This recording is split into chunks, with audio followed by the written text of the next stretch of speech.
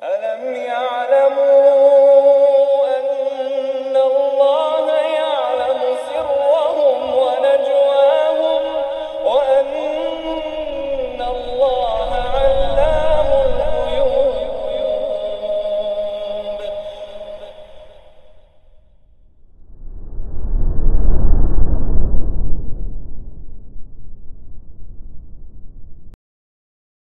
Assalamualaikum warahmatullahi wabarakatuh. Innal hamdalillah nahmaduhu wa nasta'inuhu wa nastaghfiruh wa na'udzu billahi min shururi anfusina wa sayyiati a'malina.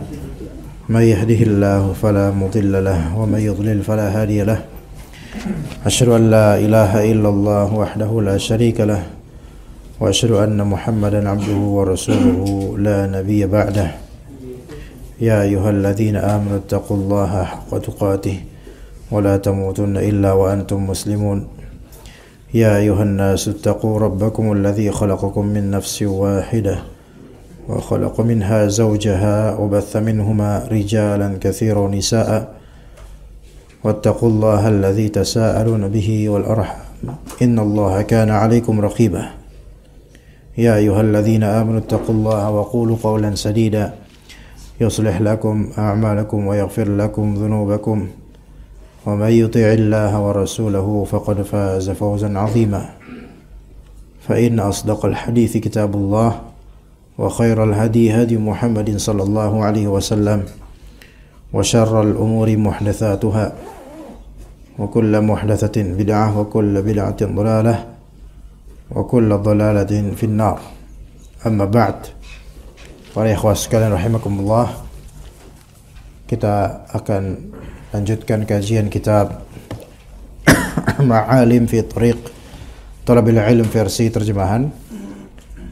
Sekarang kita bahas masalah tawadhu' atau rendah hati, yang mana Nabi SAW atau sebelumnya Allah Subhanahu wa taala berfirman, "Fala tuzakku anfusakum huwa a'lamu biman ittaqa."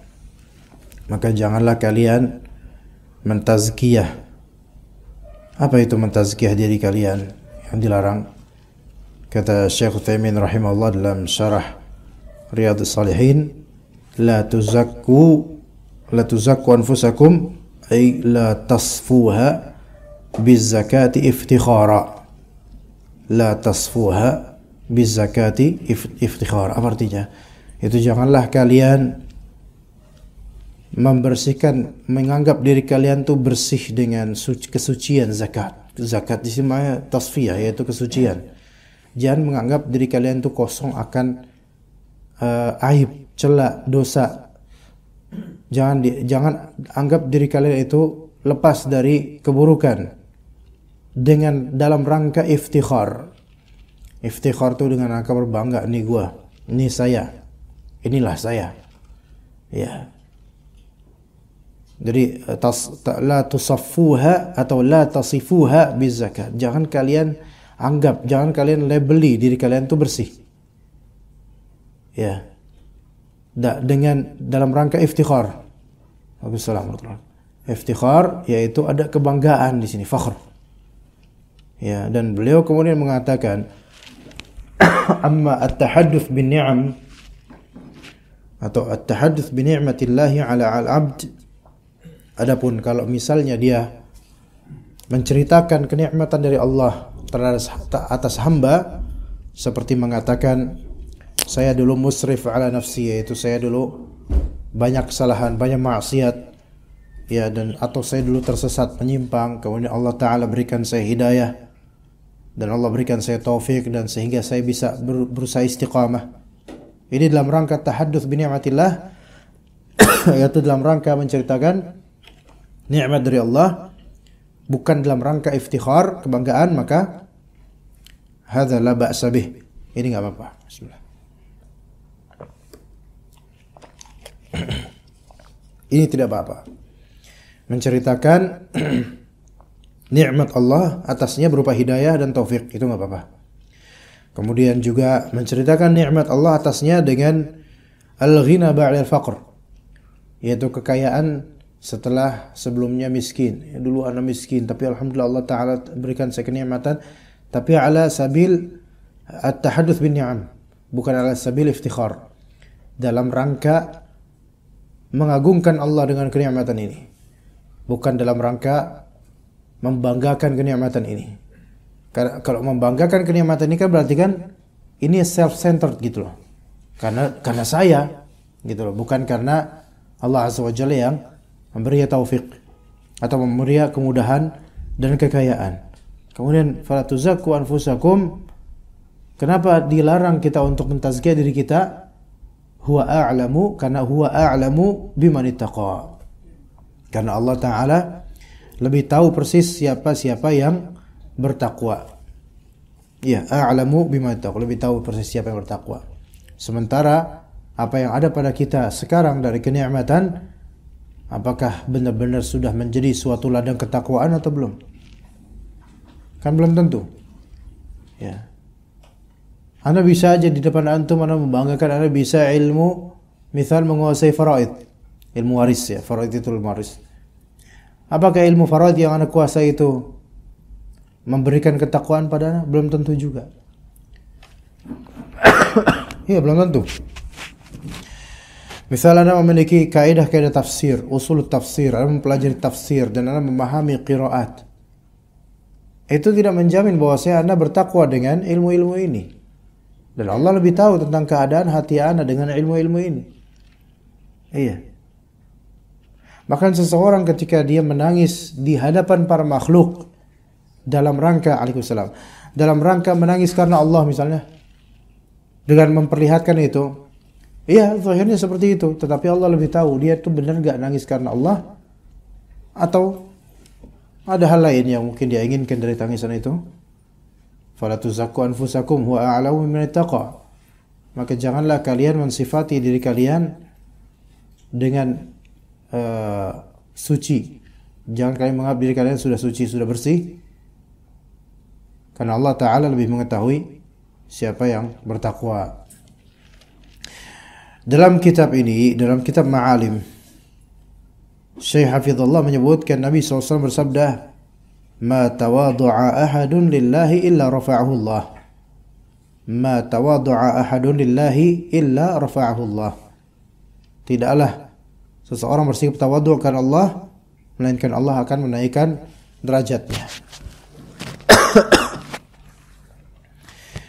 Berarti di sini dengan uslub hasr dan istitsna, dengan uslub nafi kemudian istitsna, dengan uslub menafikan kemudian mengecualikan. Ma tawadhu'a ahadun illa nafi, illa istitsna, pengecualian. Tidaklah begini-begini kecuali begini-begini. Ini merupakan apa? Hasr. Adatul hasr atau jumlah hasriyah, pembatasan bahwasanya pasti Allah Subhanahu wa taala akan mengangkat orang yang tawadhu' karena Allah. Dan faedah berikutnya, tawadhu' itu harus lillahi ta'ala. Adapun tawadhu' li ghairillahi ta'ala maka disyirik. Ya, atau bahasa kitanya merendah untuk meninggi. Ya, merendah untuk meninggi. Merendah dengan maksud meninggikan harkat tapi tidak melalui lisan sendiri tapi melalui lisan orang. Maka ini tidak boleh ya. Istilah kita apa? Merendah untuk meninggi. Ya. Adapun kalau merendah karena tradisi, ya maka ini tidak bernilai pahala, tidak pula bernilai dosa. Jadi tawadhu' ada 3 hal. Imma tawadhu' lillahi ta'ala, imma tawadhu' littarafu', imma tawadhu' lil 'adah. Ya, jadi tawadhu' ada 3. Bismillah. Yang pertama tawadhu' lillah, yang kedua tawadhu' lit tarafu'. Ya, yang ketiga tawadhu' lil 'adat, lil 'adah. Bagaimana yang pertama tawadhu' lillah? Dia rendah hati, bukan rendah diri ya, rendah hati karena mencari ridha Allah. Karena Allah memerintahkannya, karena Rasulullah memerintahkannya, maka dia tawadhu lillah. Dia tidak mengharapkan keduniaan dari tawadhu'nya tersebut. Jadi murni ubudiyah, murni ada penghambaan kepada Allah dengan sikap rendah hatinya. Misal Rasulullah SAW memiliki di antara ketawadhu'annya adalah memboncengi sebagian dari sahabat Nabi, sahabat beliau alaihissalam yang belia, yang muda. Mu'adz bin Jabal termasuk sahabat muda dan pernah beliau boncengi. Dan beliau memberikan faedah tentang tauhid, tentang hak Allah, nasihat kepada Mu'adz bin Jabal. Kemudian Nabi SAW juga pernah memboncengi Ibnu Abbas radhiyallahu anhuma. Ya, sehingga ya ghulam inni u'allimuka kalimat ihfazillah yahfazka ihfazillah tajidhu tujahaka wa idza sa'alta fas'alillah wa idza ista'anta fasta'in billah dan seterusnya. Ya, dan seterusnya kalimat-kalimat yang sebenarnya itu kalimat yang untuk orang-orang dewasa sangat cocok, yang punya banyak problem dalam kehidupannya. Tapi Ibnu Abbas ketika itu masih ghulam. Ghulam berarti belum baligh. Lalu diajarkan kalimat-kalimat yang seindah itu. Ya Masya Allah. Dan itu beliau sedang boncengin Ibnu Abbas. Ya. Ini tawadhu'nya sang pengajar, tawadhu'nya sang Rasul. Dan tawadhu' seperti ini lillahi ta'ala. Kita tidak mungkin mengatakan Rasulullah SAW berbuat syirik atau Rasulullah SAW tawadhu' li tarafu', tidak.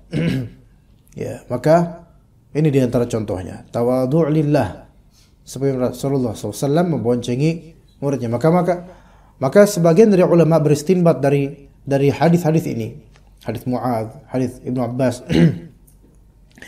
bahwasanya di antara ketawadhu'an seorang guru adalah guru memboncengi muridnya, dan itu merupakan bentuk tawadhu' pada asalnya jika lillahi ta'ala. Apalagi jika talibnya tersebut adalah belia, anak muda yang mungkin akan menjadi generasi penerus yang baik. Dan itu terbukti. Kalau kita lihat riwayatnya, Anda lupa sahabat lain yang pernah diboncengi Rasulullah SAW. Tapi yang kita tahu, Mu'adz bin Jabal adalah sahabat belia, muda. Dan beliau menjadi penerus generasi Rasulullah SAW. Dan beliau menjadi utusan dakwah ke Yaman. Masya Allah, dalam usia mudanya. Dan juga beliau mengimami kaumnya. Berarti ada bibit-bibit berkelas dalam Mu'adz bin Jabal. Ibnu Abbas lebih-lebih. Yang Rasulullah doakan, Allahumma 'allimhu ta'wil, Allahumma faqih fid din wa 'allimhu ta'wil. Dan juga kecerdasan Ibnu Abbas yang melampaui rata-rata anak seusianya. Bahkan kadang melampaui para sepuh-sepuh di zaman Nabi SAW. Yang dikagumi oleh Umar bin Khattab. Ketika turun ayat, "Idza jaa nasrullahi wal fath, wa ra'aitan nasa yadkhuluna fi dinillahi afwaja, fasabbih bihamdi rabbika wastaghfir innahu kana tawwaba." Para sahabat membincangkan tentang makna ayat tersebut. Oh, ini Fathu Makkah dan seterusnya. Ya. Kemenangan ada pada Islam. Umar bertanya kepada Ibnu Abbas, "Ya Bunai," ya bukan anaknya, tapi ya Bunai sini artinya kasih sayang. Wahai anakku sayang. Apa tafsir menurutmu dengan ayat ini? Ma ra'aita an hadhil ayat. Maka disebut oleh Ibnu Abbas bahwasanya ini menunjukkan tanda dekatnya kematian Nabi Muhammad SAW. Iya. Apa kata Umar Khattab? Ma ra'aitu illa kama qulta. Atau kama qala Umar. Aku tidak melihat apapun, aku tidak berpendapat apapun kecuali sesuai dengan apa yang engkau katakan wahai Ibnu Abbas. Padahal jarak antara Umar Khattab dengan Ibnu Abbas berapa puluh tahun coba usianya. Ya. Maka potensinya tinggi Ibnu Abbas itu. Dan Rasulullah SAW boncengi. Dan di sini di antara ketawadhu'an seorang Rasul yang juga perlu kita penuntut ilmu secara tawadhu' kita boncengin, anterin mungkin anak-anak muda yang memang dia memiliki potensi yang baik untuk agama Allah Azza wa Jalla. Mungkin itu akan berkesan di hatinya gitu loh.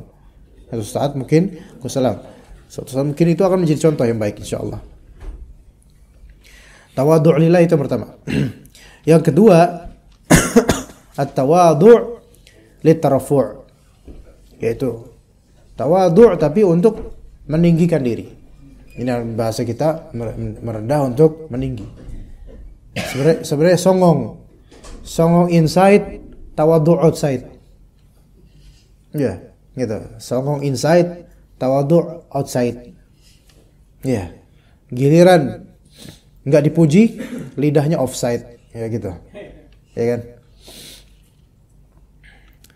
Nah, kalau yang seperti ini kadang-kadang terjadi pada sebagian kita, ya. Dia tawadhu'nya bukan karena Allah pastinya ini.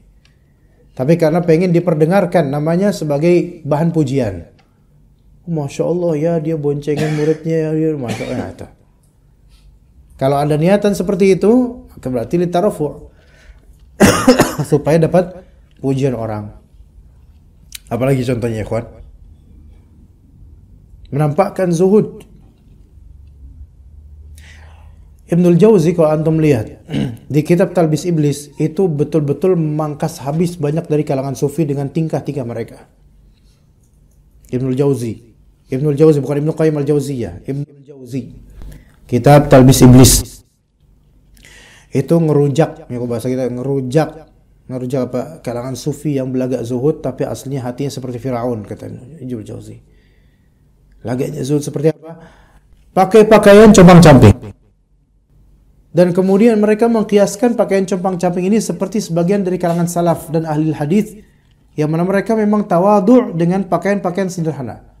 Tapi orang-orang sufi yang belagak zuhud ini, mereka mengenakan pakaian compang-camping dan lusuh ini tidak sama, jauh dibandingkan dengan sebagian dari generasi salaf. Karena yang diterapkan oleh orang sufi ini dengan pakaian compang-camping mereka justru apa? Untuk meninggikan derajat mereka di mata manusia, agar dianggap apa? Dianggap zuhud. Bahkan sebagian dari mereka justru mengintip dompet-dompet manusia dengan itu, melagakkan diri zuhud, tidak cinta dunia, padahal hatinya seperti Firaun, kata Ibnul Jauzi. Hatinya seperti Firaun gimana? Cinta dunia. Memang bajunya mungkin compang-camping, jauh dari kata layak, tetapi justru dari situ justru menjadi pengemis, justru mengemis pada orang-orang tajir atau kaya. Ini yang dikritik oleh Ibnul Jauzi. Makanya beliau itu sangat-sangat tidak suka dengan sebagian orang yang sebenarnya Allah cukupkan buatnya kebaikan, pakaian dan semisalnya, tapi lebih memilih pakaian yang membuat orang lain miris. Ya, ini tawadhu' litarafu'. Karena tawadhu' untuk mencari kenikmatan dunia, supaya dipuji oleh orang-orang bahwa ini tawadhu', atau mungkin supaya mendapatkan penghasilan dunia dengan ketawadhu'annya itu. Ya, sekaligus pujian dari orang-orang. Maka hal ini dilarang. Kemudian yang ketiga, tawadhu' lil 'adah. Tawadhu' karena sebatas tradisi, kebiasaan. Maka ini tidak ada pahala, tidak ada dosa. Kayak gimana? Misal seseorang bertamu ke rumah antum, ya. Terus antum bilang, maaf nih akhi, rumah anda berantakan. Ini tawadhu. Tapi biasanya antum karena Allah nggak kayak gitu. Ya enggak, emang udah biasa kayak gitu. Emang orang Indonesia basa-basi gitu. Ketika anda ngomong sama antum, afwan akhi, itu tawadhu nggak? Tawadhu. Afwan akhi. Ya. Kayak orang-orang biasa bilang, maaf pak, harganya berapa ya pak ya? Ini maafnya di sisi ketawaduan ada. Tapi ini tradisional, nggak ada pahala, nggak ada dosa. Kecuali kalau antum santun dan tawadhu seperti ini niatkan untuk lillahi ta'ala, dapat pahala. Tawadhu yang ketiga ini nisbi. Dia kalau emang tanpa niat, ya nggak ada pahala.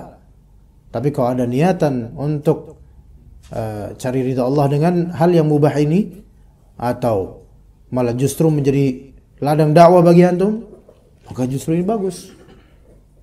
Tapi kan rata-rata kita nggak gitu, biasanya ya tawadhu aja, orang jemas gitu. Pakai bahasa kromo inggil mungkin, orang Jawa. Ngomong sama orang tua pakai bahasa halus, kan itu tawadhu. Tapi kalau itu sifatnya tradisional, yang nggak ada pahala biasa aja, karena nggak ada niat. Innamal a'malu binniyat. Ya, tapi kalau antum niatkan di sini karena pengen mengamalkan hadis Nabi SAW, laisa minna man lam yuwaqqir kabirana wa lam yarham saghirana, bukan termasuk golongan kami orang yang tidak hormat pada orang-orang tua di antara kami dan tidak menyayangi orang anak muda di antara kami. Kalau pengen mengamalkan hadis itu, dia tawadhu kepada orang-orang lebih tua, maka dia dapat pahala. Bukan tradisional lagi, tapi syar'i ini. Tawadhu lillah, syar'i. Maka seperti itu ikhwan. Itu macam-macam tawadhu yang kita tahu. Kemudian dikatakan oleh penulis, tawadhu rendah hati. Ya. Ingat, tawadhu itu rendah hati ya. Adapun rendah diri itu bukan tawadhu. Bedakan ikhwan. Rendah hati itu tawadhu, tapi rendah diri itu bukan tawadhu. Rendah diri dalam bahasa Arabnya namanya khudu' atau tadzallul, idlal. Itu rendah diri, merendahkan diri. Beda dengan tawadhu, merendahkan hati. Apa beda ini? Di Indonesia juga beda. Rendah diri itu bukan hanya kita nggak merasa lebih baik dari dia. Bukan itu. Tapi kita itu menghinakan diri kita padanya, di hadapannya. Menghinakan diri kita di hadapannya, baik dengan gestur atau dengan perasaan di hati. Menghinakan diri kita di hadapannya, baik dengan gestur atau dengan perasaan di hati. Dan ini tidak boleh dilakukan kecuali kepada Allah Azza wa Jalla. Karena di sini ada sifat ubudiyah. Dan kemudian di sini ada sifat khudu', tadzallul, idlal an-nafs, menghinakan diri itu hanya kepada Allah Azza wa Jalla. Ya, kecuali kalau cuma sebatas lafal ya. Aku mah apa tuh? Aku mah hanya seonggok remah rengginang. Ya, ini mah cuma omongan doang sebenarnya.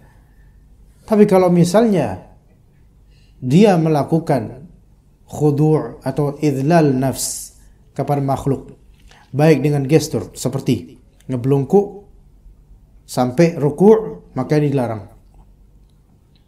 Karena ini bukan tawadhu'. Ini khudu' dan ini mamnu', ini enggak boleh. Bedakan ikhwan. Orang-orang banyak menyangkakan bahwa saya enggak belungkuk sampai ruku' itu adalah suatu tawadhu'. Bagi mereka tawadhu', bagi syariat ini khudu', maka ini mamnu', enggak boleh. Ya, hanya lillahi ta'ala. Sungkem itu kalau cuma cium tangan enggak masalah, Pak. Tapi kalau sampai dia kalau misal sungkem di sini adalah dia menunduk karena pengen meraih tangan orang tuanya, maka itu enggak apa-apa dengan niatan itu. Tapi postur seperti itu enggak. Lebih afdol apa? Duduk kemudian cium tangannya daripada dia harus ruku' cium tangannya. Gitu, Pak. Kayak misalnya saya sama Bapak mau cium tangan antum, ya daripada ana harus nunduk sampai ruku' kayak gitu, lebih baik apa? Lebih baik ana duduk bersama cium tangannya. Ada kata Syekh Ibrahim Ar-Ruhaili hafizullah ketika ditanya beliau dalam daurah Solo di awal tahun ini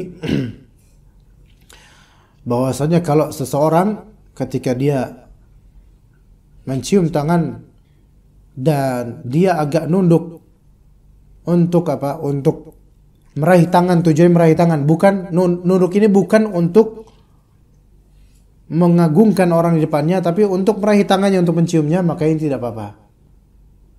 Tapi kalau dia sampai ruku' dengan maksud tahiyah, greeting apa ya? Greeting apa ya, ikhwan Indonesia? Sambutan, maka ini dilarang oleh Rasulullah SAW. Dilarang oleh Rasulullah SAW. Dan ini bukan merupakan tawadhu'. Tawadhu' yang syar'i adalah tawadhu' yang dibolehkan oleh Rasulullah SAW. Allah dan Rasulnya. Adapun yang menyimpang dan terlarang, maka itu tidak syar'i. Dan itu masuk dalam khudu'. Apalagi kalau sampai sujud, maka ini masuk dalam khudu'. Adapun kalau mencium kaki guru atau orang yang mu'azzam, diagungkan dari segi ilmu dan agama, maka ini terjadi khilaf di antara ulama. Ya, karena sebagian dari ulama berpendapat bolehnya mencium kaki seorang guru dalam rangka penghormatan terhadapnya. Sebagian ulama lainnya melarang dengan dalil kalau ruku saja dilarang, apalagi sampai cium kaki. Dan ada beberapa hadis, 2 minimal hadis yang menunjukkan adanya beberapa orang yang pengen mencium kaki Rasulullah dan Rasulullah SAW tidak mengingkarinya. Namun hadis tersebut sebagian ulama mensahihkan, sebagian ulama mendhaifkan. Jadi ini khilaf di antara ulama. Ala kulli hal, secara praktek kenyataan tentu hal ini kalaupun boleh ada beberapa syarat yang harus diterapkan yang menyempit, sehingga lebih afdal kita katakan sebaiknya enggak usah pakai yang seperti itu. Khalas, enggak usah cium kaki. Masih ada tempat yang lebih berhak untuk dicium, ya kan? Apalagi kalau kakinya habis pakai kaos kaki bau asam kan enggak enak. Ya. Taib. Jadi bedanya tawadhu' dengan khudu'. Tawadhu' ini lillahi ta'ala. Adapun khudu' maka ini li ghairillah yang seharusnya lillahi ta'ala. Jadi tawadhu' itu tawadhu' yang syar'i, maka itu hanya lillahi ta'ala. hanya segala macam rendah hati karena Allah Azza wa Jalla. Ini tawadhu' yang syar'i. Adapun khudu' yang syar'i, ketundukan hati yang syar'i, perendahan diri yang syar'i adalah penghambaan kepada Allah Azza wa Jalla baik dengan perasaan maupun dengan perbuatan anggota tubuh. Adapun kalau ditujukan kepada selain Allah dari segi gesture seperti sujud kepadanya, rukuk padanya, walaupun cuma salam tahniah dengan cara itu, maka ini khudu'. Ini bukan tawadhu'. Ya. Atau dengan hati. Kita enggak boleh merendahkan diri kita di luar batas manusia karena Allah, karena orang. Ya. Karena orang, apalagi terhadap orang kafir, maka enggak boleh kita tunduk hati kita atau diri kita di situ. Seperti apa ya kawan contohnya? Menghinakan diri, idlal an-nafs demi orang. Kepada orang kaya kemudian dia menjilat misalnya. Maka ini idlal an-nafs, ini khudu'. Dan ini terlarang. Ini menghinakan diri di hadapan orang kaya misalnya. Enggak boleh, terlarang. Taib, adapun kalau misalnya dia tidak bermaksud menghinakan diri, tapi dia bermaksud memposisikan diri agar madarat lebih besar itu tercegah. Memposisikan diri, bahasanya lebih halus, memposisikan diri agar madarat yang lebih besar tercegah. Misal dia ketika ke Mabes TNI misalnya, atau kantor polisi, atau di perumahan-perumahan TNI misalnya, dan di situ ada banyak tentara atau polisi, dan dia berusaha memposisikan seperti rakyat biasa yang tidak memacam-macam, maka hal seperti ini tidak masalah, karena menghindari apa? Madarat yang lebih besar, asal dia tidak perlu apa? Sampai melubelungku atau sujud atau enggak. Dan juga bagi aparat haram atas mereka untuk memperlakukan rakyat dengan penghinaan diri, nggak boleh, haram. Haram. Misal ada seorang rakyat biasa, ya warga lokal atau warga biasa, salah masuk komplek. Masuknya misal komplek TNI atau komplek polisi atau misalnya salah masuk. Kemudian karena sebagai hukuman, maka kamu harus jalan dengan cara lompat lompat kodok gitu ya. Atau dia jalan dengan kayak squat jam gini. Maka ini haram. Tidak wajib bagi orang ini untuk menuruti hal itu, karena itu sama dengan menghinakan dirinya, bukan memposisikan diri ini namanya. Menghinakan dirinya. Maka hal yang seperti ini tidak ada dalam Islam. Enggak boleh sebenarnya. Dan ini juga bukan dari resmi ya. Ini kan biasanya oknum yang kayak gini, pengen mempermainkan. Jadi kita nggak menentang negara juga dalam masalah ini, dalam masalah hal-hal pembicaraan ini. Ini kan individual pribadi, sebagian dari anggota mungkin menginginkan agar rakyat ini atau orang ini terlihat apa? mudhil li nafsih, yaitu menghinakan dirinya di hadapan tentara atau di hadapan polisi. Nah, mungkin nggak boleh melakukan ini. Dan tidak wajib baginya untuk menurutinya. Ya begitu.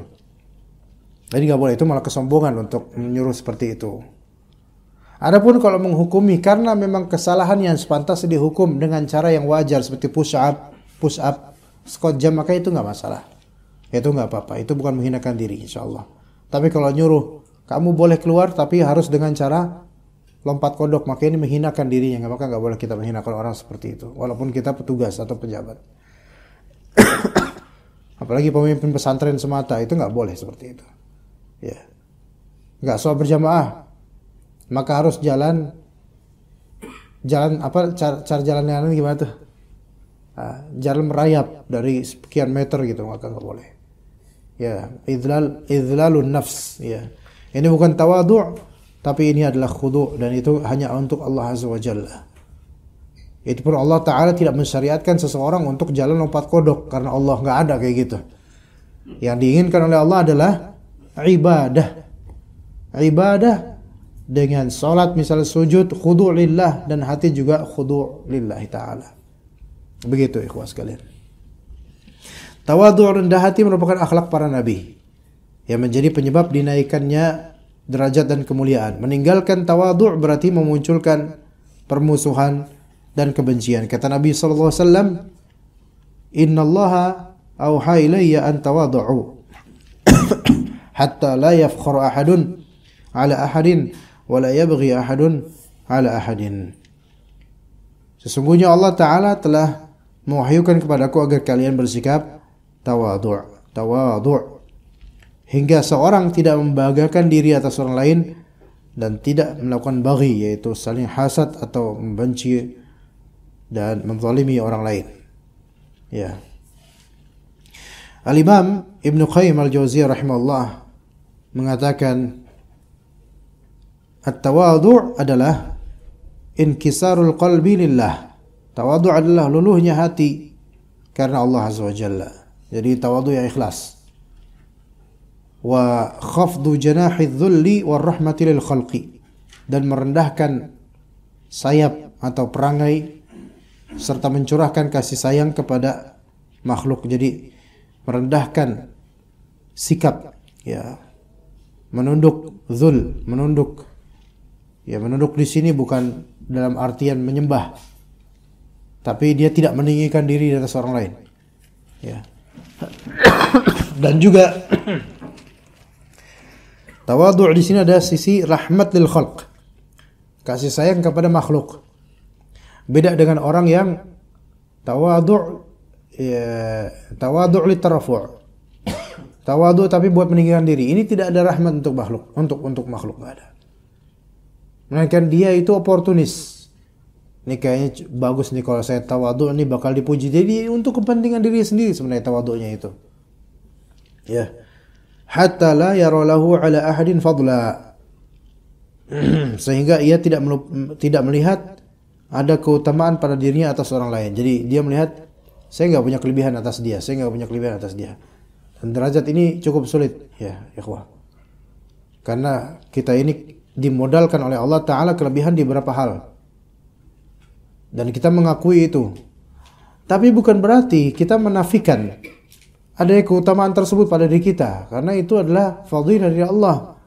Melainkan kita tidak merasa unggul yang membuat kita merasa aman dengan keunggulan itu. Ya, kita tidak merasa keunggulan, perasaan yang membuat apa? Kita merasa aman dan nyaman di atas orang lain, tidak.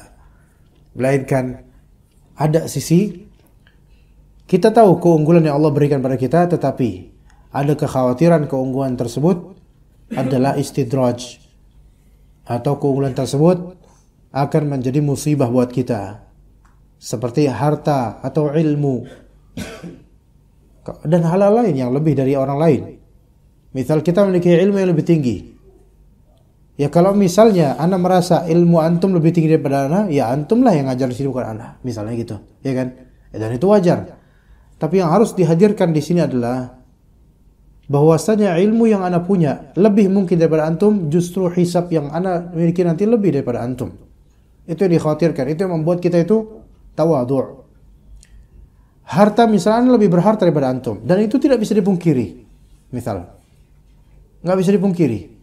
Bagaimana cara kita tawadhu' terhadap antum? Yang secara kenyataan memang harta antum lebih sedikit daripada ana. Jadi kenyataan itu akan selalu ada gitu loh. Bahwasanya kita memiliki keutamaan lebih daripada fulan dan fulan. Itu nggak bisa disangkal, baik oleh fulan atau oleh kita. Tapi bagaimana menghadirkan tawadhu'nya kita? Maka kita ingat bahwasanya apa yang Allah berikan ini titipan, tanggung jawab, dan akan ada hisabnya. Semakin banyak, semakin besar hisabnya. Dan bahwasanya orang itu mungkin tidak punya apa yang kita punya. Kita punya menjadi hisab yang dia tidak punya. Alhamdulillah menyelamatkan dia mungkin. Itu yang membuat kita itu tawadhu sebenarnya. Dan orang-orang yang mutakabbir, jabbar, mereka mengetahui fadilah yang Allah berikan pada diri mereka. Dan kemudian mereka melupakan hal-hal yang tadi Anda sebutkan. Bahwasannya fadilah tersebut bisa menjadi istidraj. Fadilah tersebut bisa menjadi hisab yang berat. Fadilah tersebut bisa menjadi musibah suatu saat. Adakala seseorang suatu ketika dia menuntut ilmu, memperbanyak ilmu, sehingga dia tahu dirinya lebih berilmu daripada orang sepantarannya, orang seusianya. Namun kemudian Allah Ta'ala berikan ujian dengan ilmunya tersebut. Apa yang dia bicarakan, apa yang dia pelajari, apa yang dia ceramahi, ternyata kemudian akan menjadi ujian buat dia suatu saat.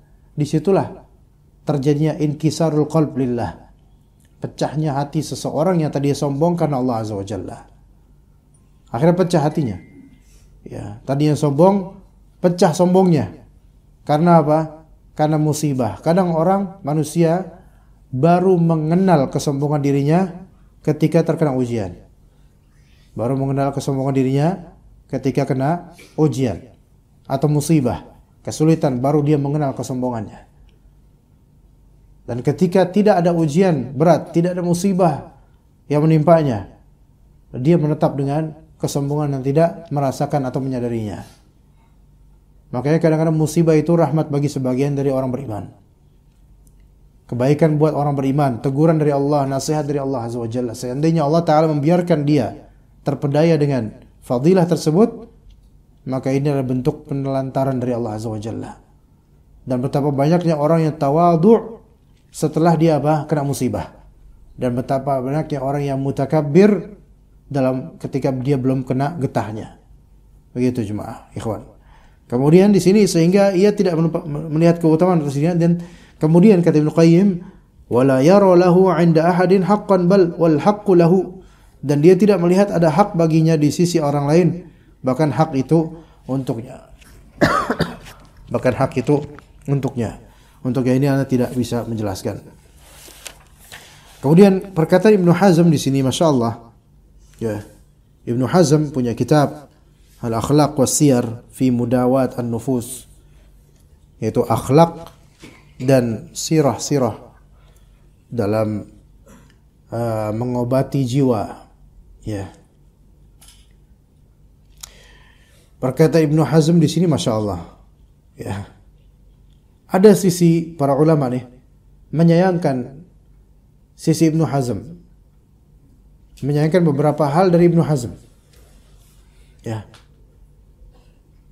beliau memang punya kitab tentang Milal wan Nihal, yaitu tentang Milal wan Nihal apa Indonesianya, kawan? Kelompok-kelompok dalam Islam. Tapi Ibnu Hazm secara akidah itu sebenarnya ada penyimpangan yang besar dalam hal asma sifat misalnya.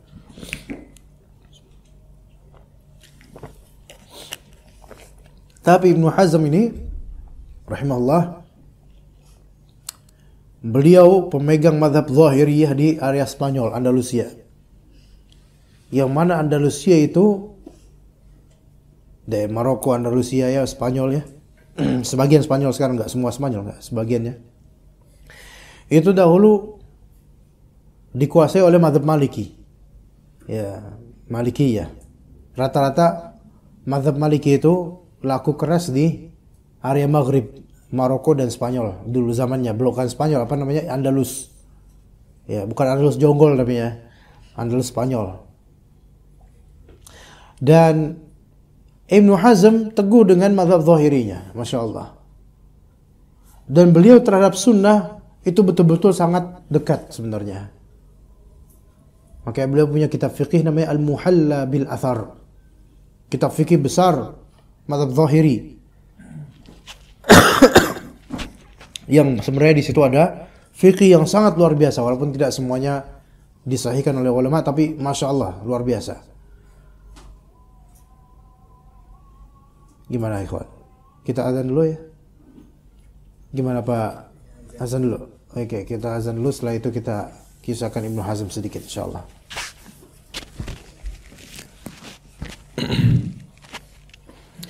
Baik, tentang Ibnu Hazm, ikhwan sekalian rahimakumullah. Ibnu Hazm itu dikenal oleh seluruh ulama. Sejak zaman beliau sampai sekarang dikenal sebagai salah satu ulama yang memiliki lisan hadid atau hiddatul lisan, memiliki hiddatul lisan, yaitu lidah yang tajam. Dan tajamnya itu bukan ke orang awam. Tajamnya itu ke hak banyak dari ulama di zaman-zaman lampau. Ya, dalam beberapa kalimat beliau tentang beberapa ulama memang seperti terkesan maksudnya kalimat beliau terhadap sebagian dari ulama atau fuqaha ahli fiqih yang berbeda pandangan dengan beliau, itu kalimatnya cukup menyilet, cukup menyakitkan. Hiddatul lisan, yaitu lidahnya Masya Allah. Makanya sebagian dari ulama ada yang mengatakan lisanu Ibn Hazmin wa sayfu Hajjajin syaqiqatan. Lihat. Antum tahu Hajjaj? Al-Hajjaj. Al-Hajjaj itu yang pernah membunuh banyak orang itu. Hajjaj bin Yusuf, Al-Hajjaj bin Yusuf. Yusuf Al-Hajjaj atau siapa namanya? Anda kok lupa, Masya Allah. Al-Hajjaj disebut As-Saffah, yang suka apa namanya? Saffah itu yang suka gorok orang. Lidahnya Ibnu Hazm dengan si Al-Hajjaj yang suka gorok orang muslim itu satu apa namanya? Saudaraan tuh. Ya, lidahnya Al-Hajjaj sama pedangnya dia itu saudaraan. Ya, saudaraan. Syaqiqatan, sama-sama tajam. Ya. Namun sebagian ulama itu memaklumi Ibnu Hazm dari beberapa hal. Pertama, Ibnu Hazm ini orangnya terlalu ikhlas. Ada nggak orang terlalu ikhlas ya? Ikhlas banget. Saking ikhlasnya, beliau tuh ngomong apa aja gitu ya. Apa yang ada yang terpikir ngomongin aja gitu loh. Ada orang seperti itu. Arti dari ikhlas di sini adalah dia nggak peduli dengan penilaian orang, khalas. Apa yang saya omongin, yang menurut saya benar, saya lontarkan aja, nggak peduli dengan ini nyakitin atau enggak, orang ridho atau enggak peduli. Itu husnudzon ulama terhadap Ibnu Hazm. Walaupun menyayangkan gitu loh. Masalah beliau menuangkan di tulisan. Itu satu. Kedua, pemakluman kedua dari ulama. Jadi ada beberapa. Yang pertama tadi apa? Karena husnudzon ikhlas. Ada beberapa orang atau dai yang ikhlas tapi lontar omongnya kadang nyakitin, tapi itu menunjukkan emang dia emang apa adanya gitu loh. Itu satu. Kedua, yaitu karena karakter watak dari segi kesukuan atau daerah, tabi'ah namanya. Tabi'ah itu environment, lingkungan, ras dia. Karena Ibnu Hazm ini kan Andalusia dan Maroko itu Maghrib. Negara-negara ini ketika itu disebut ya daerah Maghrib lah, Maghrib. Sehingga orang-orang ketika itu dimanapun berada, ulama-ulama di ulama manapun, ketika melihat ada seorang yang berkarakter lembut dan orang-orang karakter Maghrib dan sekitar itu memiliki karakter yang tabi'ah yang kuat, keras gitu loh. Kuat gitu, keras banget gitu. Orang Maghrib itu. Maka orang-orang di Maghrib atau sekitarnya yang memiliki karakter lembut, maka mereka mengatakan huwa ala riqqatil masyriq. Ini orang ini karakter lembutnya sesuai dengan orang masyriq. Masyriq itu apa ya, ikhwan? Masyriq. Ini timur. Maghrib barat. Ya. Itu sebelum ada istilah barat di sini terhadap orang Eropa loh. Ya kan Andalus itu kan sebenarnya Eropa. Kalau sekarang ya. Gitu loh. Walaupun orang Arab ketika itu banyak ya ke Andalus untuk mendakwahi orang-orang situ gitu loh. Tapi kan kalau sekarang kan masuknya Eropa dia. Jadi orang Maghrib bagian Maroko dan juga kalau antum lihat pemain bola Maroko beda sama Indonesia. Ya enggak? Gede, tinggi. Bahkan sama Arab yang versi Saudi malah hitam-hitam kadang-kadang. Ini putih, gede, tinggi. Ya. Ada kemarin namanya siapa tuh? Ambarot apa tuh? Ambarot nama sarung tapi ya. Tuh Amrabat. Masya Allah. Gagah gitu loh. Kuat. Portugal aja kalah. Ya kan? Kalau nggak salah. Enggak, Portugal kalah. Portugal loh. Penjajah aja kalah itu. Iya. Nah, jadi mentalnya tuh tabiatnya keras. Sehingga ketika ada orang Maghrib, orang Maroko atau sekitarnya yang memiliki kelembutan tidak seperti umumnya orang Maroko atau Maghrib, maka mereka akhirnya huwa ala riqatil masyriq. Ini orang ini kayak orang timur gitu. Karena orang timur lebih lembut. Contohnya Pak Saiful, lembut Masya Allah. Ya dia deh.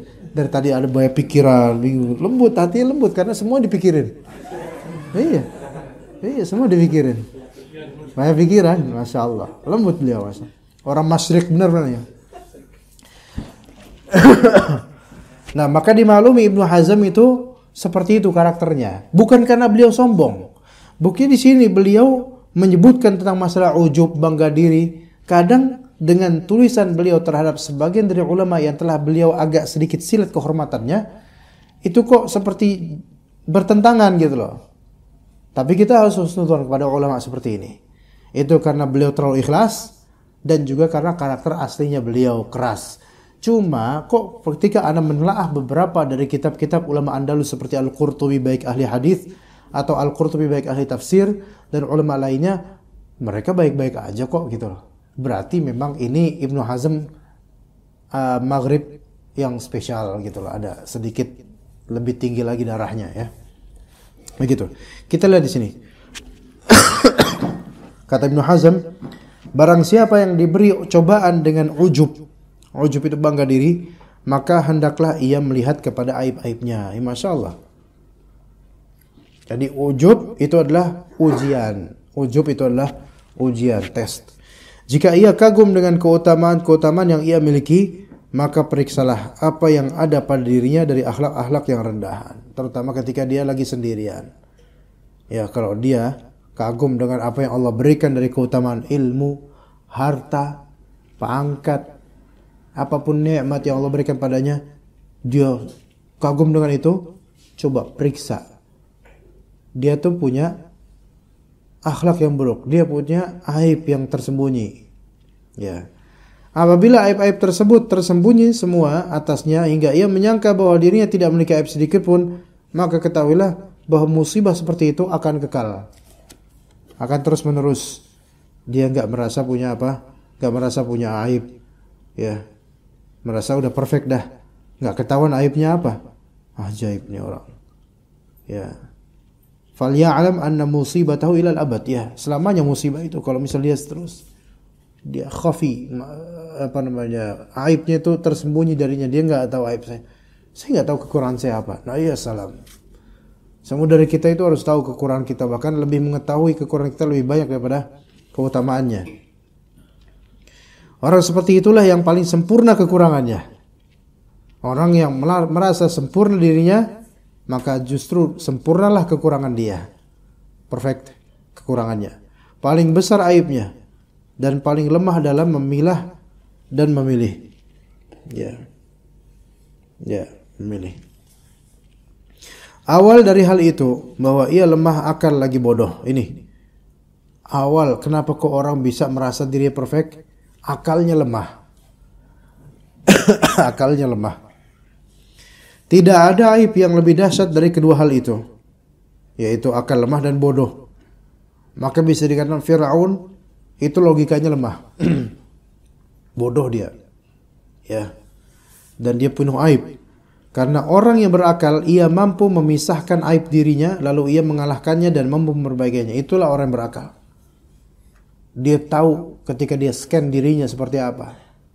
Dia tahu kekurangan-kekurangannya di sektor mana aja. Dia tahu. Sehingga dia bisa mengalahkan kekurangan itu dengan memperbaikinya. Dia bisa mengalahkan kekurangan itu dengan tidak mengindahkan egonya dan memperbaiki kekurangan itu menjadi hal yang normal atau kebaikan. Adapun orang yang dungu, ahmaq, adalah orang yang tidak mengetahui aib dirinya. Boleh jadi karena minimnya ilmu yang ia miliki dan lemahnya daya fikir. Sebagian orang yang enggak punya ilmu, dia merasa tindakannya benar secara syar'i, padahal salah. Dan dia enggak bisa ngoreksi diri karena enggak tahu bahwa dirinya salah. Namanya juga nggak punya ilmu. Dan juga lemahnya daya fikir. Kadang ada ilmunya, tapi dia nggak bisa memikirkan bahwasanya dengan ilmunya, bahwasanya apa yang dia lakukan itu adalah aib. Nggak nyadar padahal dia punya ilmu. Ibaratnya orang punya buku, koleksi buku banyak, tapi dia nggak nyadar kalau dia udah punya buku ini. Akhirnya dia beli lagi buku ini yang sama. Dia beli buku, misalnya dia punya buku Mukhtasar Sahih Bukhari.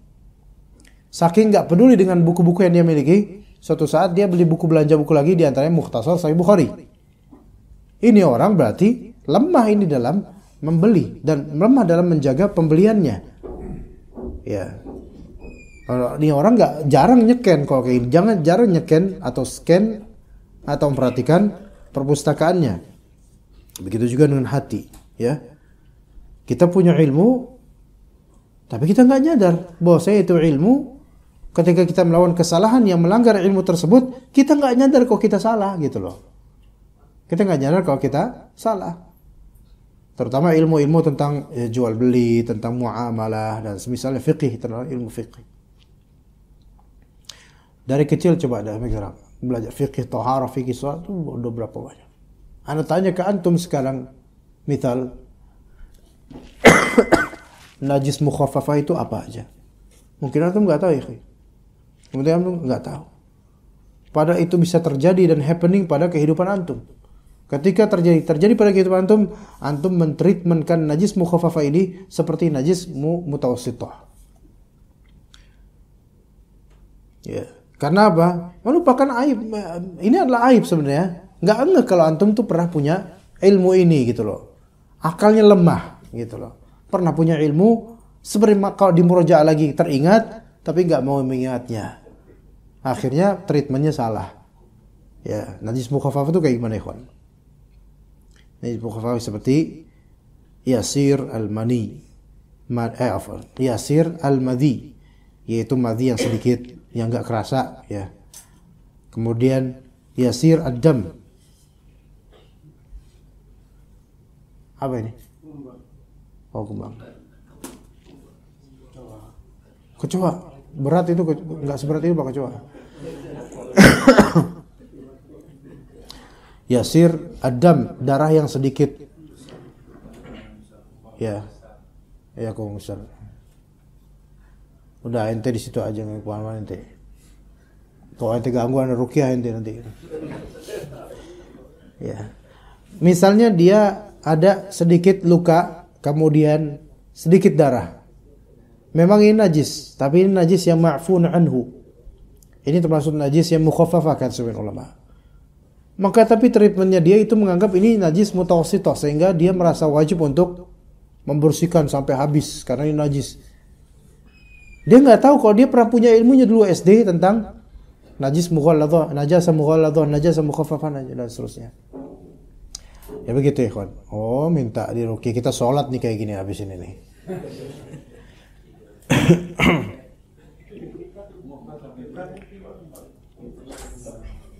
Atau boleh jadi karena ia memperkirakan bahwa aibnya itu tidak seberapa. Insya Allah kita lanjut aja karena udah tidak kondusif ya. Ada penyusup kayak gini mah susah ini.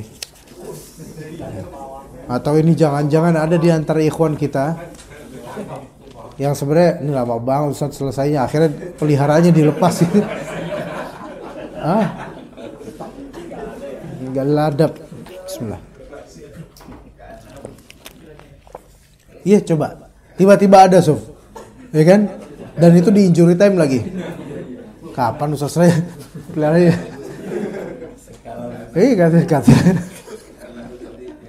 Kater kalah. Iya terus habis itu nih mulai nih dibalik mana sekarang kan? Siapa yang kesel di antara antum berarti dia pelakunya nih. Baik, kita cukup sampai sini insyaallah. Sallallahu ala nabiyina Muhammad wa ala alihi wa sahbihi ajma'in. Subhanakallahumma bihamdika asyhadu an la ilaha illa anta astaghfiruka wa atubu ilaik. Assalamualaikum warahmatullahi wabarakatuh.